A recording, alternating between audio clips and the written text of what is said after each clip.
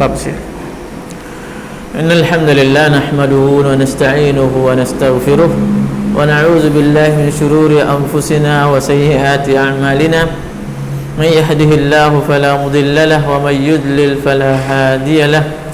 Ashhadu an la ilaha illallah wahdahu la syarika lahu wa ashhadu anna Muhammadan 'abduhu wa rasuluhu wa ba'd.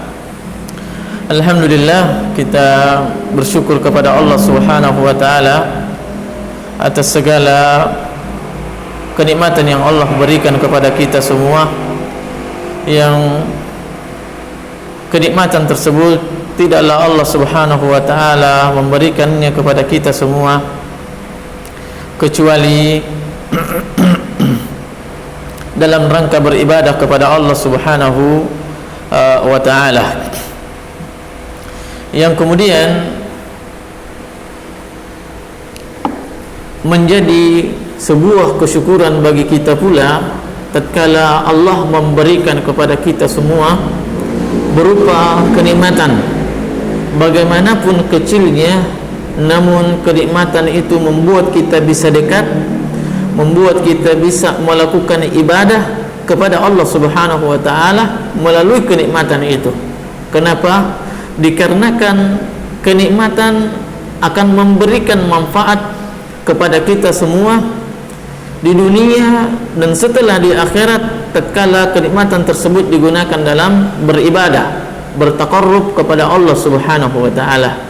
Dan sebaliknya, bagaimanapun besarnya sebuah kenikmatan, namun kenikmatan tersebut tidak membuat kita bisa lebih dekat kepada Allah, bisa membuat kita melakukan ibadah kepada Allah Subhanahu wa taala, maka kenikmatan tersebut bukan berubah menjadi sebuah dari kenikmatan menjadi sebuah musibah, berubah menjadi sebuah kenikmatan menjadi sebuah musibah. Kenapa? La tus'alunna yawma idzin 'anil na'im. Kata Allah Subhanahu wa taala, sungguh kalian akan dimintain pertanggungjawaban atas segala nikmat yang engkau peroleh. Maka bagaimanapun kecilnya, besarnya sebuah kenikmatan, maka pertanggungjawabannya adalah untuk apa kita habiskan, untuk apa kita lakukan dengan kenikmatan yang Allah berikan kepada kita semua.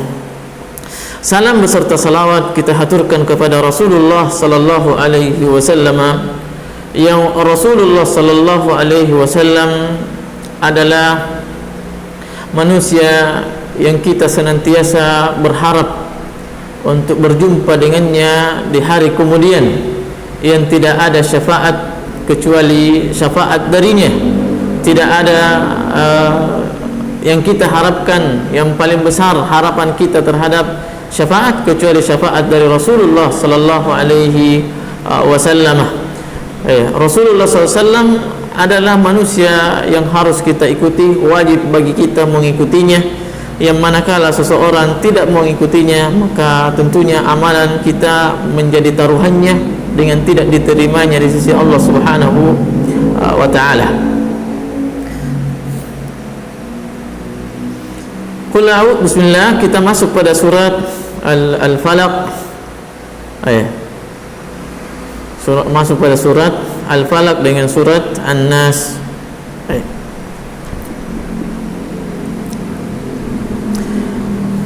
Atau ada yang baca?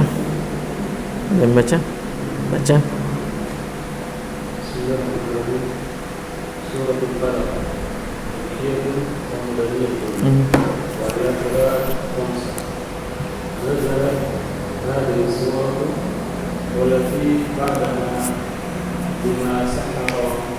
Bima sahara lima sahara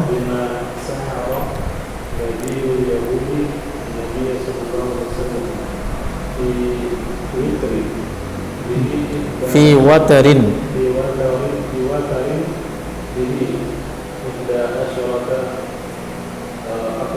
uqdah.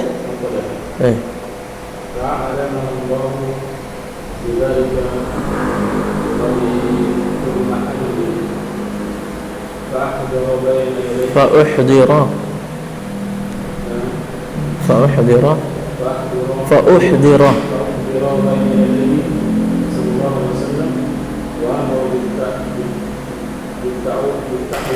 بالتعوذ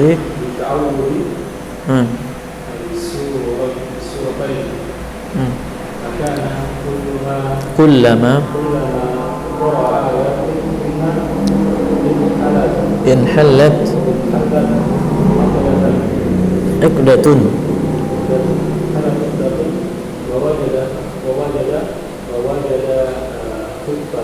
نعم حتى انحلت عقد نعم وقام كأنما نشط من عقال نعم. بسم الله الرحمن الرحيم قل أعوذ برب الفلق الصبح من شر ما خلق من حيوان يكلم وغير يكلم والإيمان كالسوء كاليسر وغير ذلك ومن شر غاسق إذا وقب أي الليل إذا أظلم والقمر إذا غاب ومن شر النفاثات السواحل تنفث في العقد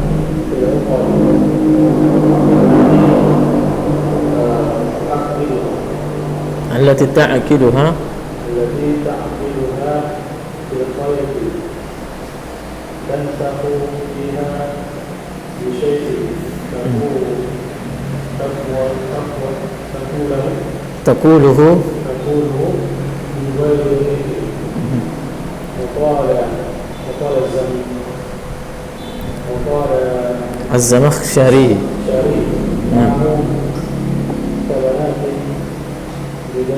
لبيد نعم. ومن شر حاسد إذا حسد أظهر حسده وعمل بمقتضاه نعم. كالذي مذكور من الذي حاسدين أن النبي صلى الله عليه وسلم وذكر الثلاثة الشاملة لها مع خلق بعدها من شدة شرها. Nah.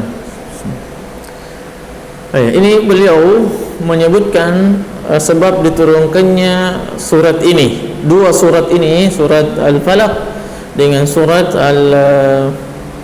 An-Nas. Yang kemudian kata beliau Makkiyah atau Madaniyah. Artinya terjadi khilaf di antara ulama bahwa dia apakah Qul a'udzu birabbin nas, Qul a'udzu birabbil falaq, Qul a'udzu birabbin nas ini bagian dari surat Makkiyah atau Madaniyah. Maka para ulama menyebutkan itu bahwa di antara mereka ada yang menyebutkan Makkiyah, ada yang menyebutkan Madaniyah. Namun sebab turunnya ayat ini atau dua surat ini adalah di mana seorang Yahudi bernama siapa tadi? Bernama Labid ibn al-Asam al-Yahudi. Labid ibn al-Asam al-Yahudi menyihir Nabi sallallahu alaihi wasallam. Bagaimana cara menyihirnya Nabi SAW? Dia menyihir dengan memperlakukan siapa? Pembantu Nabi sallallahu alaihi wasallam dan mengambil sisir Nabi sallallahu alaihi wasallam. Mengambil sisir Nabi sallallahu alaihi wasallam yang kemudian diberikanlah kepada siapa ini? Kepada Labid ibn al-Asam al-Yahudi ini. Dia mengambil di sana. Dia berikan ke sana.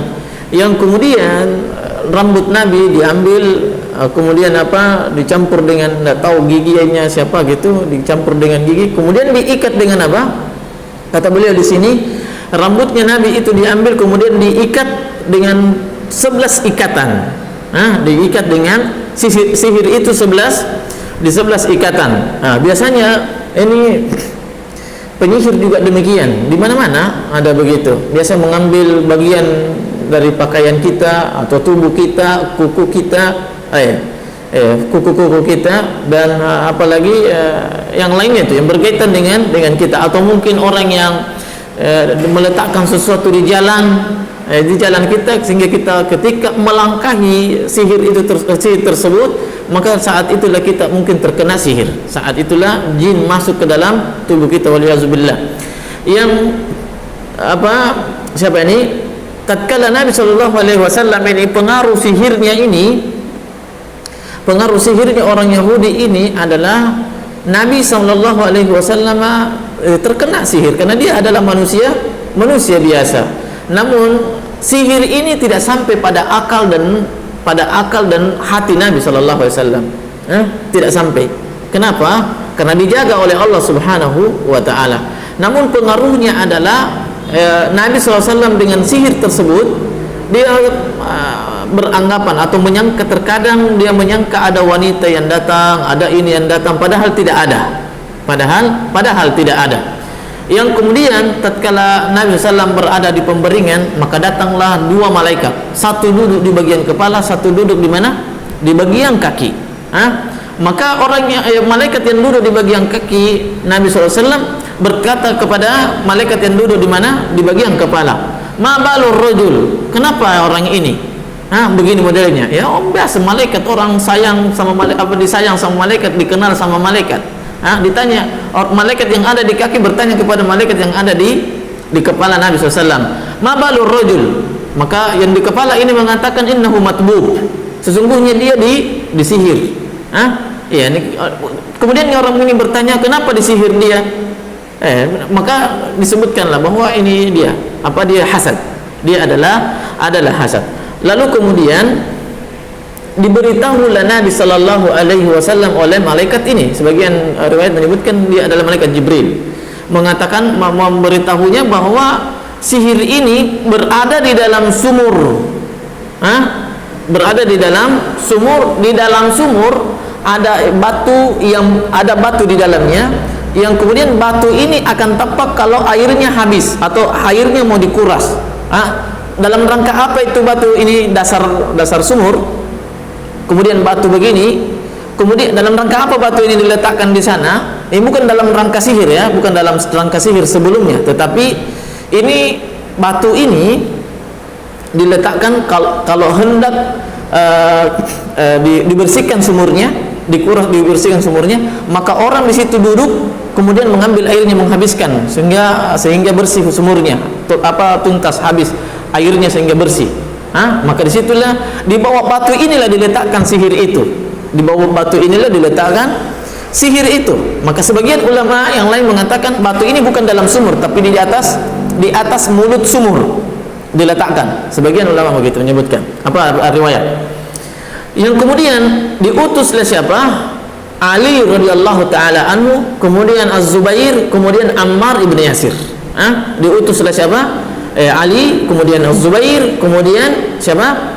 Ammar ibn Yasir untuk mengambil sana, menguras sumurnya, kemudian mengambil itu. Kemudian mengambil. Kemudian didatangkanlah sihir itu di hadapan Nabi sallallahu alaihi wasallam. Lalu orang pun bertanya kepada Rasulullah SAW, wahai Rasulullah, kenapa mereka menyihirmu? Bolehkah saya mengambil mereka kemudian kami membunuhnya? Maka Rasulullah SAW mengatakan, adapun saya, alhamdulillah saya sudah sembuh. Kata Rasulullah SAW. Ini pentingnya tentang Rasulullah SAW adalah rahmatan lil alamin.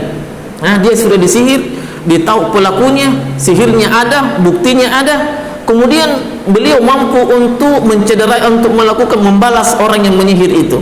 Lalu kemudian tatkala ditanya Nabi sallallahu alaihi wasallam, wahai Rasulullah, bolehkah saya mengambil siapa itu Labid ibn al-Asam al-Yahudi yang menyihir engkau? Kemudian kami bunuh dia, penggal lehernya. Kami penggal lehernya. Maka Rasulullah SAW mengatakan, adapun saya sudah sembuh. Kemudian tentang perbuatannya, maka kata Rasulullah SAW, saya akrahu an usira bainan nasi syarran. Saya tidak suka kalau terjadi percekcokan di antara kita. Ini bentuk kasih sayang Rasulullah sallallahu alaihi wasallam. Artinya apa? Dia nyata orang yang berbuat buruk kepadanya, musuh dari Rasul, musuh dari orang-orang Yahudi, nyata kebenciannya yang kata Allah Subhanahu wa taala tentang orang Yahudi terhadap orang Islam, la tajidanna asyaddan nasi adawatan lil ladzina amanu al-yahud. Al-Yahud, orang yang paling keras kebenciannya, penolakannya kepada orang Islam adalah orang Yahudi, Namun bersamaan dengan itu Rasulullah SAW tadi tidak mau membalas, karena mungkin dia bisa saja membalas Nabi SAW, tetapi ada kekhawatiran yang lain. Kenapa? Karena dia khawatirkan terjadinya fitnah. Sebenarnya kisah ini banyak faedah, banyak sekali faedah dalam masalah akidah juga, tentang apakah Nabi betul dikena sihir atau tidak. Sebagian orang-orang dari kalangan orang-orang Mu'tazilah mengatakan bahwa Nabi tidak kena sihir, dan sihir itu tidak ada. Mengingkari sihir itu adalah kekufuran, keberadaannya. Tapi mempercayainya bahwa dia punya pengaruh terhadap seseorang gara-gara sihir itu adalah kekufuran.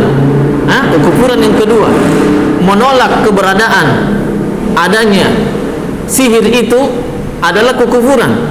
Kemudian mempercayai pengaruh daripada sihir, bahwa ini betul-betul sihir ini punya pengaruh bukan karena Allah, atau melakukan dari sihir itu adalah kekufuran berikutnya.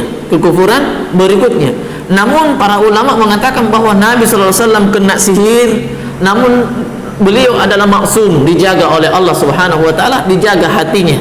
Dan ini konsekuensinya orang yang mengingkari sihir ini, Nabi SAW bahwa dia tidak dikena sihir, tidak bisa dipengaruhi oleh sihir, ini sebenarnya keinginannya baik untuk menjaga wahyu Allah Subhanahu wa taala. Berarti kalau dia kena sihir, nanti ada wahyu, ada perintah, ada perbuatan yang dia lakukan kemudian sampai kepada kita, padahal itu bukan dari Allah. Itu niat baiknya mereka. Namun niat baik tidak cukup. Niat yang baik tidak bisa, sekedar berniat dengan baik tidak bisa mengantarkan kita kepada tujuan. Tetapi harus dengan ilmu. Nah, kemudian tatkala ini sudah dihadirkan, sihirnya sudah dihadirkan di mana? Di hadapan Rasulullah SAW, kemudian Nabi SAW sudah sembuh, maka beliau pun tidak ada keinginannya untuk membalas. Padahal apa yang diminta oleh para sahabat ini adalah kebenaran. Artinya dia hendak karena hukuman seorang penyihir, dukun itu ada satu saja. Apa dia? Dipenggal lehernya. Dipenggal karena yang pertama dia melakukan kekufuran. Yang kedua dia memberikan mudarat kepada orang lain. Makanya hukuman dalam Islam, seorang dukun itu ketika Islam itu ditegak, maka apa jadinya? Dukun itu dihukum, dipotong lehernya, bukan dipenjara. Karena kalau dipenjara boleh jadi nanti dia kembali. Nah, mungkin ada kalimat para ulama yang lain. Nah, kemudian Nabi Shallallahu Alaihi Wasallam diruqyah dengan surat ini, surat ini. Perhatikan, ini beliau diruqyah, bukan meminta diruqyah. Beliau diruqyah bukan meminta diruqyah. Meminta diruqyah adalah perbuatan yang dibolehkan dalam syariat. Perbuatan yang dibolehkan di dalam syariat. Dibanding datang ke dukun, maka boleh kita meminta kepada teman. Namun ternyata di antara ciri orang yang dijamin masuk surga tanpa hisab, masuk surga tanpa dihisab, adalah orang yang tidak meminta ruqyah kepada saudaranya. Walaupun itu boleh. Dalilnya adalah seorang wanita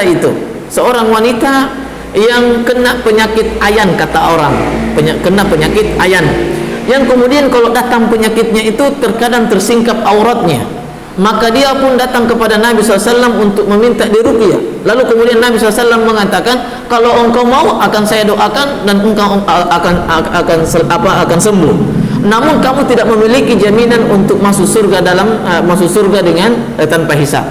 Maka wanita tadi mengatakan, kalau begitu ya Rasulullah, doakan saja saya supaya kalau saya datang penyakit saya, supaya supaya tidak tersingkap aurat saya, tidak dilihat oleh orang banyak. Maka Nabi pun mendoakannya supaya tidak tersingkap auratnya dan tidak meruqyahnya. Gara-gara tidak meruqyah gara-gara permintaannya. Kenapa? Karena dia menginginkan orang ini masuk surga tanpa hisab. Maka ini diantara keutamaan ya, dalam Rasul SAW menasihati wanita tadi, kalau engkau bersabar, kalau engkau bersabar maka engkau akan masuk surga tanpa hisab. Maka orang yang sakit tidak boleh terburu-buru mencari itu, mencari untuk minta diruqyah. Kemudian seorang mukmin sebenarnya hendaknya dia sendiri yang meruqyah dirinya, itu tidak jadi masalah. Tidak keluar gitu, tidak keluar dari jaminan Rasulullah SAW bahwa masuk surga tanpa dihisab kalau kita yang dan itu lebih besar pengaruhnya daripada orang lain yang meruqyah kita. Karena kenapa? Karena kita tahu kelemahan, maksudnya kapan ini jinnya datang, kapan penyakitnya ini beraksi, sihirnya ini beraksi. Kita tahu itu. Namun ketika orang lain yang meruqyah kita, dia tidak tahu kapan datangnya, kemudian dia tidak tahu bagaimana pengaruhnya, bagaimana ininya, dia tidak tahu. Ya. Namun walaupun itu tentunya memiliki pengaruh terhadap ayat-ayat, apa yang dia baca dari ayat-ayat terhadap diri kita, insya Allah berpengaruh. Namun perlu diperhatikan bahwa ketika seseorang meruqyah itu banyak harus yang dia pertahankan, dia harus jaga dirinya. Yang paling utama adalah kesombongan, bahwa saya mampu menyembuhkan orang. Karena orang yang meruqyah atau orang yang mampu mengusir jin pada diri seseorang atau mampu menyembuhkan orang yang sakit dengan meruqyah, itu bukan menunjukkan bahwa dia adalah orang yang tinggi imannya daripada yang lain.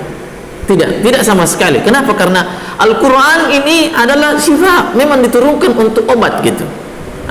Diturunkan untuk obat. Makanya itu yang pertama, antara orang yang diruqyah dengan orang yang meruqyah tidak boleh sama sekali beranggapan demikian, bahwa ketika dia mampu untuk mengeluarkan jin atau menyembuhkan sebuah penyakit, tidak boleh beranggapan bahwa dia lebih hebat daripada orang lain karena dia mampu. Mungkin orang lain ini karena ya orang yang meruqyah itu tidak, terkadang dia keluar dikarenakan ketepatan ayat yang kita baca, tepat bahwa penyakitnya begini penyebabnya, sehingga terkadang kita membaca sejumlah ayat namun tidak keluar penyakitnya, tidak sembuh penyakitnya, tidak keluar jinnya. Namun ada orang yang hanya satu ayat saja dia baca, ternyata sembuh. Kenapa? Karena ayat yang dia baca bertepatan dengan ayat itu yang dijadikan umpamanya tumbal atau apa begitu. Karena sebagaimana pengakuan dari para masyayikh yang mengatakan bahwa mereka mengatakan, atau dia ini syekh ini mengatakan bahwa saya baca dari awal ayat, dari awal ayat Al-Quran sampai terakhir tidak baca-baca, tidak keluar jinnya. Begitu dia perhatikan, dia tanya pasiennya, ternyata pasiennya ini adalah pasiennya ini terkena sihir dengan sebab sihirnya ini gara-gara apa? Darah haidnya diambil, kemudian dijadikan sihir lalu disembunyikan di tempat tertentu oleh seorang penyihir. Maka pada saat syekhnya ini sudah sekian kali membaca Al-Quran dari awal sampai terakhir, dari Al-Fatihah sampai An-Nas, ternyata tidak keluar. Kemudian setelah bertanya, konsultasi apa penyebabnya, bagaimana sihirnya, siapa begini jenis sihir, maka ternyata dia ulang-ulang ayat-ayat tentang berbicara tentang darah. Maka pada saat itulah sihirnya keluar. Padahal sebelumnya dia membaca ayat yang begitu gampang, ketika keluar sihirnya dia baca hanya sedikit ayat dia baca ternyata keluar. Maka saya ulangi bahwa itu yang harus dipertahankan seorang peruqyah atau orang yang diruqyah, bahwa keluarnya sembuhnya sebuah penyakit gara-gara ruqyah itu bukan menunjukkan bahwa imannya lebih tinggi daripada kita, tapi itu adalah tanda bahwa dia adalah beriman karena dia berdoa, karena dia menyembuhkan orang dengan ayat Al-Quran atau doa-doa dari Nabi Sallallahu Alaihi Wasallam.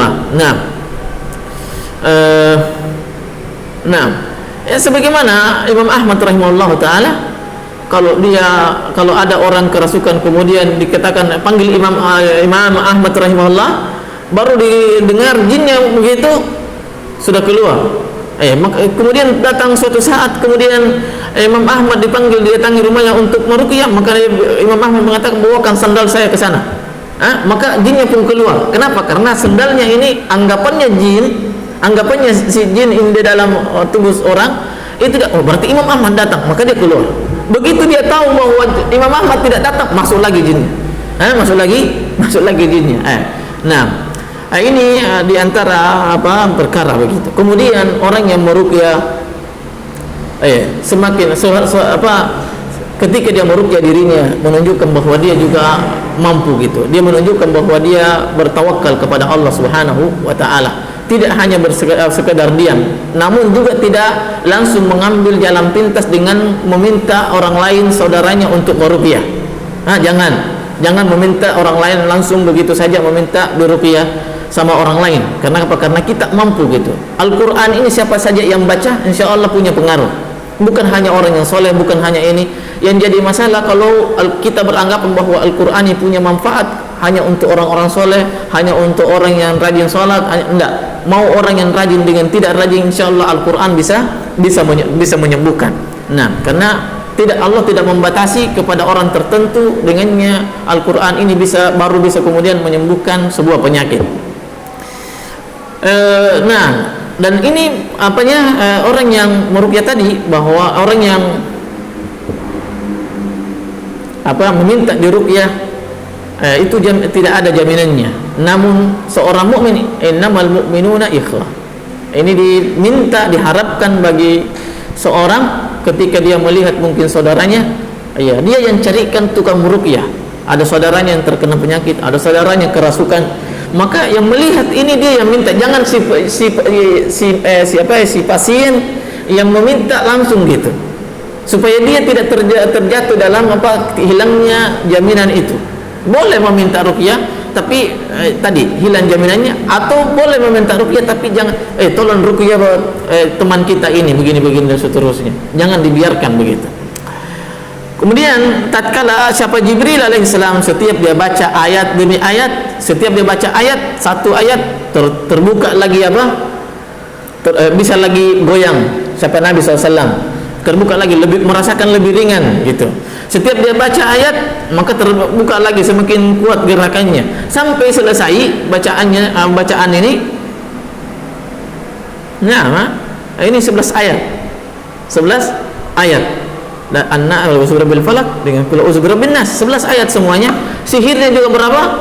11 ikatan. Maka pas gitu. Pas antara ikatan sihirnya dengan ayatnya begitu. Surat qul a'udzu birabbin nas 6 ayat, qul a'udzu birabbil falaq 5 ayat. Maka sebagaimana dalam riwayatnya bahwa setiap Jibril membaca satu ayat demi ayat, maka Rasulullah SAW senantiasa merasakan lebih ringan hingga akhirnya hilang semuanya penyakitnya. Maka seakan-akan, kata beliau di sini, seakan-akan Nabi SAW lepas dari sebuah ikatan. Artinya apa? Seakan-akan tidak pernah kena penyakit sebelumnya. Saking hebatnya Al-Quran, saking hebatnya itu ruqyah.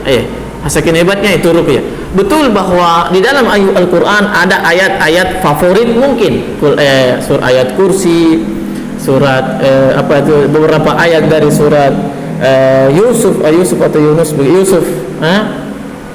beberapa ayat dari surat Al-Baqarah, 2 ayat terakhir, kemudian Al-Baqarah, kemudian di awal Al-Baqarah, kemudian Al-Kahfi mungkin, atau ayat-ayat ruqyah. Sejumlah ayat-ayat ruqyah sebenarnya itu bukan hanya itu untuk bisa dijadikan ruqyah. Mau Al-Fatihah, kemudian mau ayat mana saja dalam Al-Quran, maka boleh dijadikan ruqyah.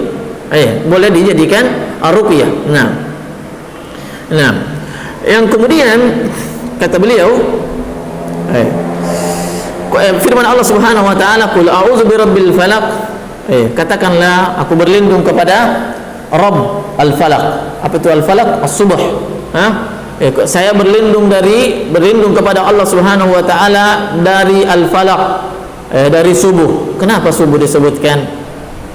karena biasanya kita pernah sebutkan bahwa sihir berasal dari kata sahara. Kapan itu dilancarkan sihir itu? Di waktu lagi nyenyak-nyenyaknya orang tidur, sebelum waktu subuh, jam 2, jam 3, itu orang melancarkan sihirnya untuk memberikan mudarat dan melakukan kejahatan kepada orang lain. Makanya di sini qul a'udzu birabbil falaq. Aku berlindung kepada Rabb, kepada Tuhannya al-falaq, subuh. Tuhannya subuh itu yaitu Allah Subhanahu wa taala. Kenapa? Dan ini juga mungkin bisa jadi bantahan terhadap orang-orang Qadariyah yang mengatakan bahwa keburukan tidak boleh dinisbatkan kepada Allah. Padahal di sini qul a'udzu min syarri ma khalaq. Dari keburukan yang dia ciptakan. Berarti perzinahan, sihir, pencurian, itu Allah semua yang menciptakannya. Itu Allah yang menciptakannya. Yang perlu dipahami bahwa ciptaan Allah ada dua jenis, ada kebaikan, ada keburukan. Yang Allah inginkan dari ciptaannya tidak ada yang dia inginkan kecuali kebaikan. Maka ketika Allah menciptakan kebaikan, berarti dia menginginkan kebaikan secara zatnya. Makanya Allah menyuruh kita berbuat baik. Allah menyuruh kita Allah menciptakan keindahan. Maka Allah menginginkan kebaikan secara zatnya, itu keindahan itu. Namun ternyata Allah juga menciptakan keburukan. Apa yang Allah inginkan dari keburukan? Apa yang lahir dari keburukan itu? Kebaikan.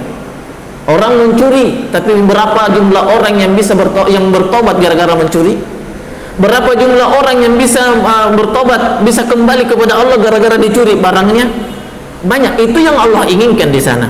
Berapa orang tersadarkan dengan pencurian gara-gara ditangkap pencurinya? Berapa orang tersadarkan gara-gara dipotong tangan orang yang mencuri?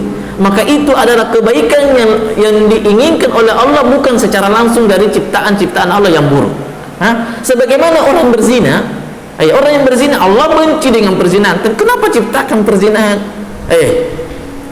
Jangan lihat perzinahannya, perhatikan apa di balik perzinahan. Kebaikan apa yang lahir di sana? Kebaikan apa yang lahir dari perzinahan itu? Maka qul a'udzu birabbil falaq, sebagian ahli tafsir di sini juga disebutkan isyaratnya bahwa al-falaq itu adalah sesuatu dengannya muncul. Subuh itu memunculkan apa? Terang. Memunculkan terang.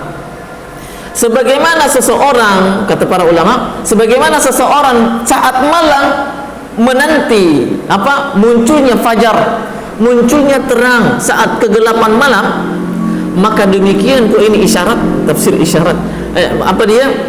Maka demikian juga orang yang terkena dengan penyakit. Apa yang diinginkan?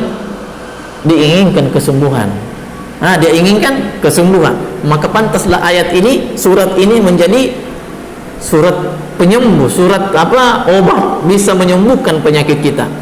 Min syarri ma khalaq, dari keburukan apa saja yang dia ciptakan oleh Allah Subhanahu wa taala. Sebagian yang lain menyebutkan bahwa al-falaq adalah apa tadi? Apa saja? Mata air itu juga al-falaq. Kemudian apa lagi? Benih. Benih itu ketika muncul benihnya dari biji-biji itu, maka itu juga disebut dengan al-falaq.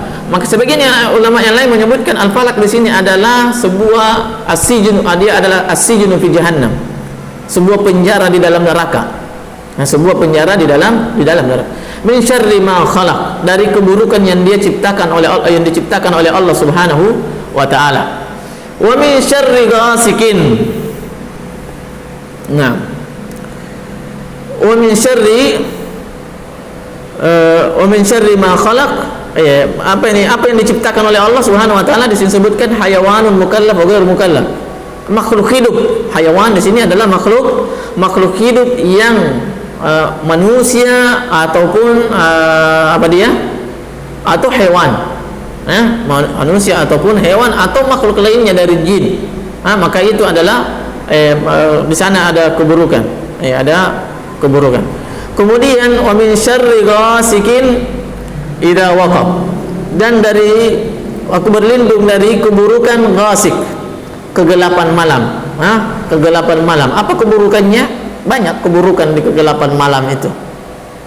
Makanya di antara sunnah Rasulullah SAW, ketika malam telah datang, maka hendaknya kita menutup apa? Menutup bejana-bejana. Itu sunnah Rasulullah SAW. Bejana air, makanan ditutup. Kenapa? Karena para ulama menyebutkan karena penyakit itu turun di saat malam hari. Sebagian ulama menyebutkan begitu. Kalau antum mau ini silakan baca tafsir begitu. Bahwa kenapa kita di antara rahasia, kenapa kita diperintahkan menutup bejana-bejana, tempat minum, tempat makan, makanan ditutup, karena sesungguhnya maka penyakit itu turun saat saat malam hari.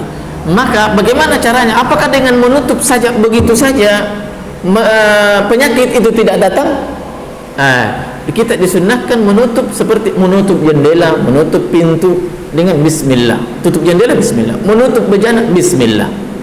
Sebagaimana dia adalah penghalang untuk penyakit pada makanan kita, yang apa yang akan kita konsumsi atau penyakit, demikian juga bismillah ini adalah penghalang saat kita, penghalang diri kita terhadap aurat kita, penghalang bagi kita, bagi jin untuk melihat aurat kita saat kita membuka menanggalkan pakaian kita. Maka bismillah, buka pakaian dengan bismillah, insyaallah aurat kita tidak dilihat oleh jin, oleh jin. Karena kita diperintahkan untuk menutup aurat bukan hanya bukan hanya di hadapan manusia, tetapi kita juga diperintahkan untuk menutup aurat untuk kalangan jin.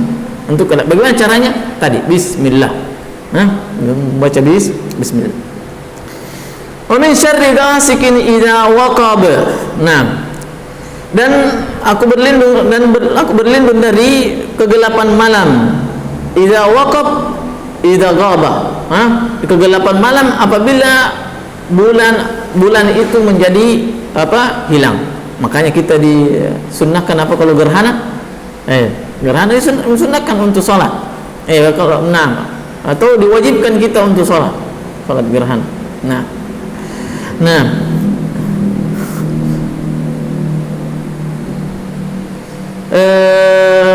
Wa min syarri ghasiqin idza waqab wa min syarri an-naffasati fil 'uqad. Dan dari jampi-jampi dan dari keburukan jampi-jampi terhadap terhadap ikatan-ikatan sihir itu. Tadi sihir yang diikat itu tidak sekedar diikat kemudian disimpan tadi di bawah batu, tidak, tapi itu dibaca-bacain dulu. Dibaca-bacain dulu dengan kalimat-kalimat. Kalau sihir berarti dia apa? Dia adalah at-talasim. At-talasim itu kalimat yang tidak dipahami.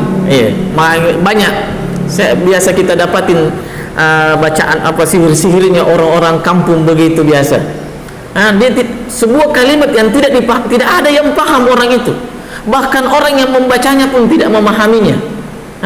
Tidak memahaminya. Kenapa?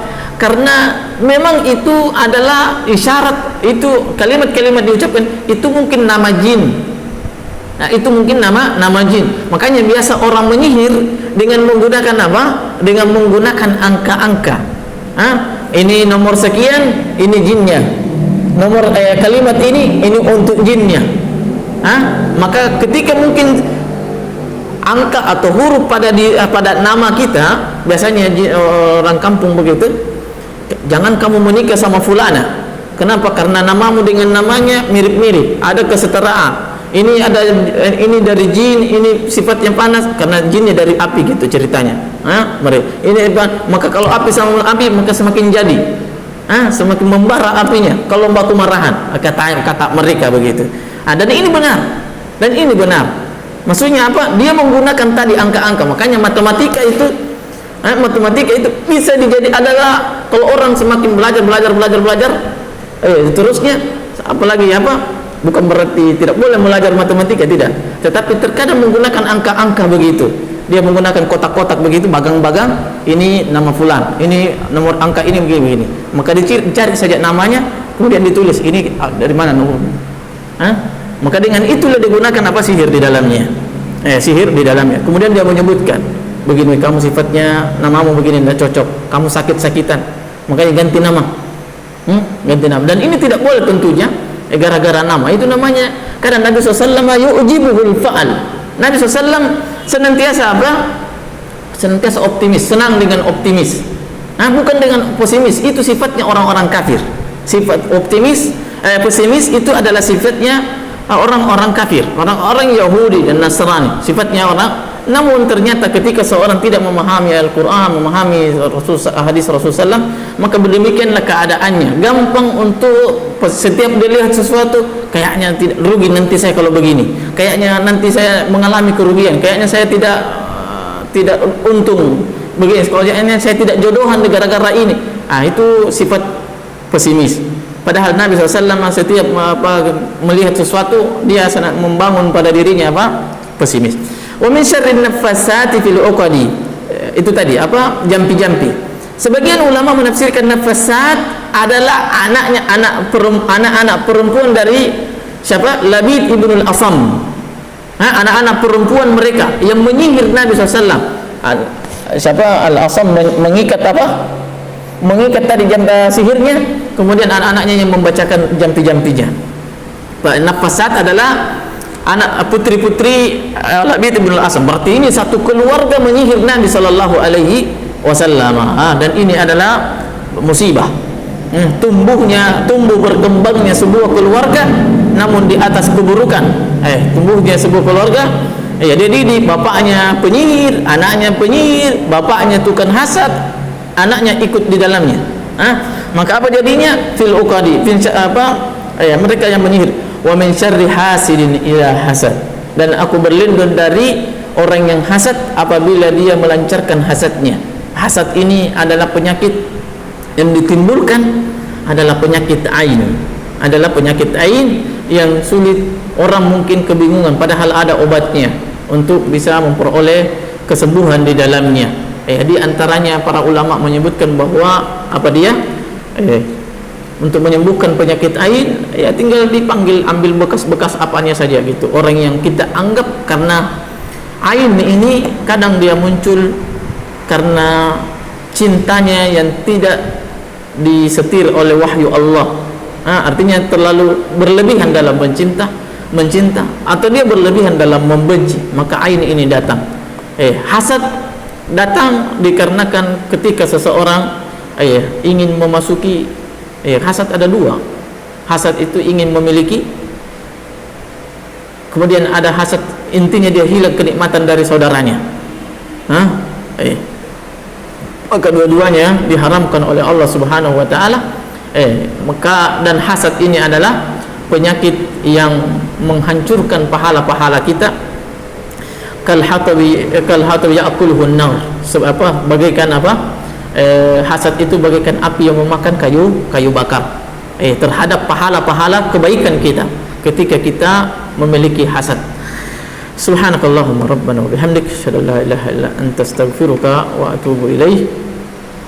Assalamualaikum warahmatullahi wabarakatuh.